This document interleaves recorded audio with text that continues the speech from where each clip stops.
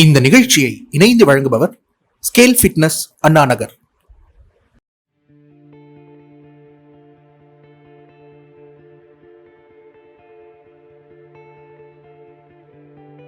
எனக்கு ஒரு பிராண்ட் வந்து ஸ்பான்சர் பண்ணணும் தான். பிஇடிஸ் வந்து நீங்க எவ்வளவு எடுத்துக்கோங்க ஸ்பான்சர்னு சொல்லி கொடுத்தாங்க. அதுல வந்து நான் 4 months அந்த பிஇடிஸ்ல இருந்தேன். 4 monthsல எனக்கு நிறைய ப்ராப்ளம் வந்துச்சு உடம்புல. அதாவது ஸ்கின்லயே எனக்கு தெரிய ஆரம்பிச்சிச்சு அந்த ப்ராப்ளம்ஸோட எஃபெக்ட். ஸோ அப்போ நான் ஃபோன் பண்ணி நான் சொல்லிட்டேன், எனக்கு ஸ்பான்சர்ஷிப்பே வேணாம், நீங்கள் கேன்சல் பண்ணிடுங்க, எனக்கு ஃப்ரீயாக கொடுத்தா கூட தேவையில்லைன்னு சொல்லிட்டு கேன்சல் பண்ணிட்டேன். அதுக்கு பேர் அந்த மெடிசனோட பேர் வந்து ஒரு பாடியினுடைய அனாட்டமி சார்ட்டை வாங்கி வச்சிங்கன்னா 4 நாள் மக்கப் பண்ணிங்கன்னா உங்களுக்கு வந்துட்டு என்ன மசில் நேம் தேவை, லோயர் பெக்டோரியலா, அப்பர் பெக்டோரியலா, ரியர் டெல்டா. ஸோ இது மட்டும் தான் தெரியணும் அப்படின்னா நீங்கள் ஒரு அனாட்டமி புக்கு வாங்கி வச்சுட்டு கூட படிச்சுட்டு இது பண்ணலாம். ஏன்னா இந்த மாதிரி பேசினா தான் இவனுக்கு எல்லாம் தெரியுன்ற மைண்ட் செட்டில் அவங்க இருக்காங்க.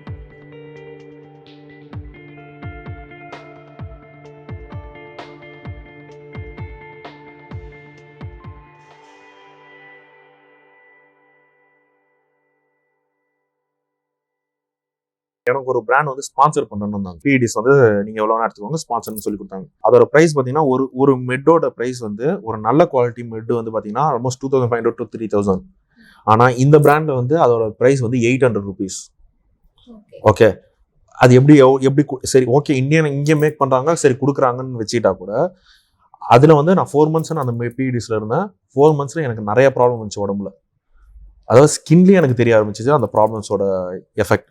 எனக்கு மட்டும் இல்லை, நான் வந்து ஒரு 2 months யூஸ் பண்ணோன்னே 2 months யூஸ் பண்ணது, அதாவது என் பாடியில் செக் பண்ணிட்டு தான் நான் கொடுப்பேன். எனக்கு 2 monthsல ஒன்றும் தெரியல. ஸோ அதனால வந்து என் கிளைண்ட்ஸும் கொடுக்க ஆரம்பிச்சேன், ஒரு 4 பேர் கொடுக்க ஆரம்பிச்சேன். ஆஃப்டர் 4 months எனக்கு தெரிய ஆரம்பிச்சது. ஆஃப்டர் 3 months என் கிளைண்ட்ஸுக்கும் தெரிய ஆரம்பிச்சது.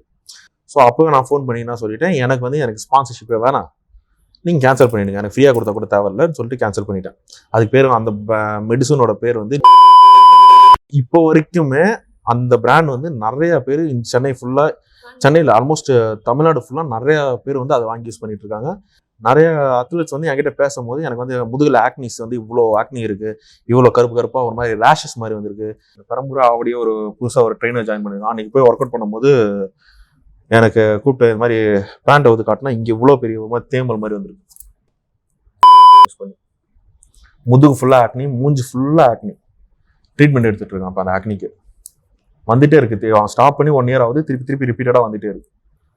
இப்போ இந்த மாதிரி இருக்கும்போது நம்ம கம்ப்ளைண்ட் பண்ணி அதை பேன் பண்றதோ அந்த மாதிரி எதுவும் பண்ண முடியாதா சார்? அது பேன்லாம் பண்ண முடியாது. பேன் பண்ணா என்னன்னா அந்த நேம் மட்டும் தான் பிராண்ட் ஆகும். ஓகே, பட் அந்த மெடிசன்ஸ் அப்படியே தான் இருக்கும், வேற பேர்ல வரும். இன்னைக்கு நடக்கிற ஷோஸ்ல நிறைய பிஇடிஸ் எடுத்து தான் பண்றாங்க. பட் ஆனால் என்னன்னா அதனுடைய ப்ரோஸ் அண்ட் கான்ஸ் வந்துட்டு தெரிஞ்சுட்டு அது பண்றது ஓகே. அதுக்காக தான் நாங்க சொல்றது வந்துட்டு பாத்தீங்கன்னா என்னன்னா, when you are choosing a coach, choose a wise person. அந்த கோச்சினுடைய பேக்ரவுண்ட் செக் பண்ணுங்க. அவங்க வந்துட்டு இதுக்கு முன்னாடி கேம் பண்ணியிருக்காங்களா, அவங்களுக்கு எவ்வளோ நாலேஜ் இருக்குது. ஸ்கூலில் ஒரு குழந்தைய சேர்க்கணுன்னா கூட நம்ம வந்துட்டு எந்த ஸ்கூலு என்ன பேக்ரவுண்ட் வெரிஃபிகேஷன்லாம் பண்ணுறோம். ஸோ இது வந்து நம்மளுடைய லைஃப் ரிஸ்க் எடுக்கிறோம். நம்மளுடைய இது எல்லாமே வந்துட்டு பார்த்தீங்கன்னா எக்ஸ்டர்னல் கிடையாது, எல்லாமே இன்டர்னல். ஒரு மசில் டெவலப்மெண்ட் என்னன்றது தெரியாமல், அவங்க ஃபீல் பண்ணாமல், ஜஸ்ட் ஒரு புக்கிஷ் நாலேஜ் வரைக்கும் வச்சுக்கின்னு இருக்கிறவங்கள எப்படி நம்பி நீங்கள் போவீங்க? இந்த மசில் டெவலப் பண்ணுமா, இந்த மசில் எப்படி டெவலப் பண்ணணும் சொல்ல தெரியுமா இல்லையா, இந்த மசிலோட பேரெல்லாம் சொல்ல முடியாது அவங்கள. எனக்கு அதெல்லாம் தெரியாது. நான் எனக்கு அந்த சர்டிஃபிகேஷன் பண்ணணும்னு அவசியமும் இல்லை, எனக்கு பண்ணவும் தேவையில்லை. அந்த பேரெல்லாம் தெரிஞ்சு ஒருத்தனால ஒர்க் ஷாப் நடத்த முடியுதுன்னா ஹீஸ் அ குட் கோச் அப்படின்ற ஒரு பேரை ஈஸியாக வாங்கிடலாம். இப்போ நான் வந்து ஒரு 20,000 30,000 நான் வந்து ஒர்க் ஷாப் கண்டக்ட் பண்ணுறேன்னா, 20,000 30,000 ஒர்க் ஷாப் கண்டக்ட் பண்ணுறேன்னா இவன் சூப்பர். இப்போ அது மாதிரி எதாவது பண்ணால் தான் நான் ஏர்னிங்ஸ் பண்ண முடியும்னு சொல்லிட்டு இப்போ நானும் அதான் பிளான் பண்ணிட்டு இருக்கேன். ஸோ அந்த மாதிரி தான் இப்போ மெத்தடில் போயிட்டு இருக்கு. இப்போ நம்ம இங்கே இப்போ எடுத்துகிட்டு இருக்கோம்ல, ஸோ இந்த சைஸ் ரூம் போதும் நான் ஒரு ஒர்க் ஷாப் கண்டக்ட் பண்ணுறதுக்கு. ஒருத்தருக்கு ஒரு 20,000 பே பண்ணாங்கன்னா ஒரு 10 பேர்னால எவ்வளோ ஆச்சு, 2 lakhs ஆயிடுச்சு. நான் இந்த இடத்துக்கு ஒரு 30,000 50,000 ரெண்ட் கொடுத்துட்டு நான் பாட்டு எங்கே வேணா ட்ராவல் பண்ணி போயிட்டு ஒர்க் ஷாப் பண்ணிட்டு கான்டாக்ட் பண்ணிட்டு வந்துட்டே இருப்பேன். இன்னைக்கும் சொன்ன மாதிரி ரொம்ப ப்ரீடிட்டர்மைண்டா தான் பீப்புளுமே வந்து இருக்காங்க. ஒரு பாடியினுடைய அனாட்டமி சார்ட்டை வாங்கி வச்சிங்கன்னா 4 நாள் மக்கப் பண்ணிங்கன்னா உங்களுக்கு வந்துட்டு என்ன மசில் நேம் தேவை, லோயர் பெக்டோரியலா, அப்பர் பெக்டோரியலா, ரியர் டெல்டா. ஸோ இது மட்டும் தான் தெரியணும் அப்படின்னா நீங்கள் ஒரு அனாட்டமி புக்கு வாங்கி வச்சுட்டு கூட படிச்சுட்டு இது பண்ணலாம். ஏன்னா இந்த மாதிரி பேசினா தான் இவனுக்கு எல்லாம் தெரியுன்ற மைண்ட் செட்டில் அவங்க இருக்காங்க. இப்போ நான் வந்து பாடி பில்டிங் பண்ண வரேன், இப்போ நான் வந்து உங்ககிட்ட வந்து ட்ரெயின் ஆகிறேன். நீங்க இந்த ஸ்லாங்ல பேசினா நான் உங்ககிட்ட ட்ரெயின் ஆகணுமா, இல்ல நீங்க இந்த மாதிரி பாடி பில்டிங் ஷோஸ் பண்ணிருக்கீங்க, உங்களுக்கு எக்ஸ்பீரியன்ஸ் இருக்கு அப்படின்றதுனால ட்ரெயின் ஆகணுமா? சர்டிஃபிகேஷன் சில இடத்துல ஜாப் பர்பஸ்க்காக தேவைப்படுது, சர்டிஃபிகேஷன் மேண்டேட்ரி தான். பட் ஆனால் ப்ராக்டிக்கல் அப்ரோச்சும் இருக்கணும், ப்ராக்டிக்கல் நாலேஜும் இருக்கணும். ஒரு ஜிம்ல நான் ஒர்க் அவுட் பண்ணும்போது இஸ் ஏஸ் சர்டிஃபிகேட் ட்ரெயினர். ஏஸ்ன்றது அமெரிக்கன் கவுன்சில் ஆஃப் எஜுகேஷன். ஒரு 4 years முன்னாடி வந்து அதுதான் டாப் லெவல் ஆஃப் சர்டிஃபிகேட்ன்ற மாதிரி இருந்தது. ஒரு காம்படிஷன் ரெடி ஆகிட்டு இருந்தார் அவரு. ஸோ அவர் என்கிட்ட கேட்டது வந்து அவுட்டர் குவாட்ஸ் டெவலப் பண்ணுறதுக்கு வந்து எப்படி ஒர்க் அவுட் பண்ணணும்னு என்கிட்ட கேட்குறாரு. ஸோ சர்டிஃபிகேட் பண்ண அவருக்கே வந்து இந்த மசில் எப்படி இம்ப்ரூவ் பண்ணுறது அவருக்கே தெரியல.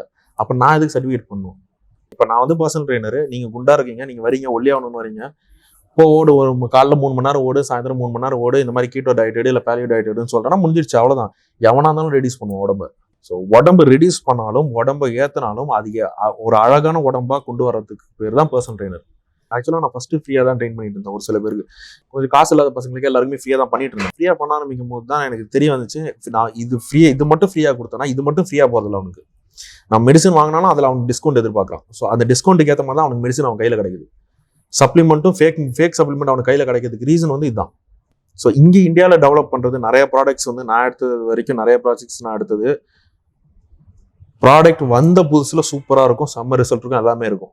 ரீச் ஆனால் நல்லா சேல் ஆனதுக்கப்புறம் ஒரு 6 மாதம் 1 வருஷத்தில் அந்த ப்ராடக்டோட குவாலிட்டி ஃபுல்லாக டவுன் ஆகிடும். நீங்கள் உங்கள் பசங்களை ஸ்கூலுக்கு கொண்டு போய் ஜாயின் பண்ணுறீங்க, அவங்ககிட்ட போய் டிஸ்கவுண்ட் கேட்பீங்களா? ஸ்கூலில் சிம்பிள், நீ நல்லா சொல்லி கொடுத்தா போதும், டிஸ்கவுண்ட் கேட்க மாட்டீங்க. ஆனால் உடம்புக்கு உள்ள இருக்கிற பார்ட்ஸ் நல்லா இருந்தால் தான் நீ உயிரோடவே இருப்ப. ஆனால் அதுக்கு தான் நீ டிஸ்கவுண்ட் எதிர்பார்க்குற. மேபி இந்தியாவில் இருக்க நீங்க சொன்ன மாதிரி கோச்சஸ்க்கு ஒரு கரெக்டான நாலேஜ் இல்லாமல் நிறைய பேர் கோச் பண்றதுனாலயோ, இந்தியாவில் இருக்கக்கூடிய சப்ளிமெண்ட்ஸ் கிடைக்கிறது கம்மியாக இருக்கிறதுனால தான் ஹையர் லெவல் ஆஃப் நான் கேள்வி கேட்கும் போது தான் உனக்கு அந்த பயம் வருது. இப்போ ஸ்கூல்ல சொல்லித்தர ஃபீஸை தாண்டி வேற எக்ஸ்ட்ரா ஃபீஸ் வாங்கினா எதுக்கு ஃபீஸ் வாங்குறேன்னு கேள்வி வருது இல்ல. அங்க கொஸ்டின் கேட்க தெரியுது, உங்க கோச்சுக்கிட்டே என் கொஸ்டின் கேட்க தெரியல. நீ ஏன்டா கொஸ்டின் கேட்குற, நான் உன் கோச்சுடான்னு சொன்னா திட்டிட்டு வேற கோச்சுக்கிட்ட போயிட்டே இரு. இப்போ வெயிட் ரிடக்ஷன் பண்றாங்களோ வாட் எவர், அது வந்து ஒரு 45 days ரிடக்ட் பண்றேன், 90 days கம்மி பண்றேன்னு சொல்றது வந்து ஈஸி கிடையாது. பட் அப்படி பண்ணவும் கூடாது, அது ஹெல்த் வைஸ் பயங்கரமா பாதிக்கும். ஓகே, அது வந்து அந்த ட்ரெயினருக்கும் தெரியும். வேற வழியில் ஏர்னிங்ஸ்க்காக அவனும் பண்றான். ஓகே, அவன் மேல மட்டும் தப்பு இல்லை, வந்து ட்ரெயினாக வரானுங்கல்ல, அவனு வந்து எனக்கு 2 மாசத்துல ரெடி ஆகும், எனக்கு கல்யாணம் இருக்குது, எனக்கு 2 மாசத்துல ரெடி பண்ணணும், எனக்கு 3 மாசத்துல ரெடி பண்ணணும். ஸோ அப்படிதான் வரானுங்க. ஆனா அந்த ஹெல்த்தியான வெயிட் லாஸா இருக்காது. ஆனா அதுக்கு ஒருவேளை அதுக்கு விட்டுட்டாங்கன்னா அது திரும்ப வெயிட் கெயின் ஆகிறதுக்கான வாய்ப்புகளும் இருக்கு. அந்த மாதிரி இருக்கும்போது அது விட்டுட்டான்னு இல்லை, எல்லாருக்குமே விட்டுட்டா வெயிட் கெயின் ஆயிடும். அது வெயிட் கெயின் ஆகிறதுக்கு ரீசன் வந்து சாப்பிட்றது அதே ஃபுட்டு சாப்பிட்டாலும் பேர்ன் பண்றது எவ்வளோ கேலரி பேர்ன் பண்றது பொறுத்து தான். ஸோ நம்ம விட்டுட்டோன்னும் போது நம்ம அதே கேலரி அதே ஃபுட்டு தான் சாப்பிடுவோம், ஆனால் சாப்பிட்ட ஃபுட்டை வந்து நம்ம பேர்ன் பண்ணுறது இல்லை. ஸோ அது அப்படியே லோடாகி அப்படியே ஃபேட் ஆகுறது தான் ஆக்சுவல் கால்குலேஷனு. ஜிம்மு விட்டுட்டா ஃபேட் ஆகுது அப்படிலாம் கிடையாது. ஸோ நம்ம சாப்பிட்றத பேர்ன் பண்ணிட்டு இருந்தோம் ஃபர்ஸ்ட்டு. ஸோ திருப்பி விட்டதுக்கப்புறம் சாப்பிட்டதுக்கப்புறம் அதை பேர்ன் பண்ணுறோமான்றது இல்லை. ஸோ அதனால வந்து அது ஃபேட்டாக கன்வெர்ட் ஆகி திருப்பி குண்டாகும், அவ்வளோதான் விஷயம். ஏஷியாவில் இருக்கிற அத்தனை பேருமே வந்து ஜெனட்டிக்லி வந்து அந்த லெவல் ஆஃப் பாடி கொண்டு வர முடியாது, அந்த லெவல் ஆஃப் அதாவது மிஸ்டர் ஒலிம்பியன்ஸ் ஈக்குவலாக வந்து ஃபிசிக் எடுத்துகிட்டு வந்து கம்பீட் பண்ண முடியாதுன்னு.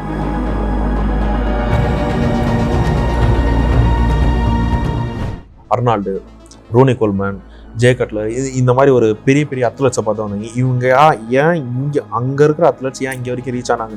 ரீசன் வந்து பார்த்தீங்கன்னா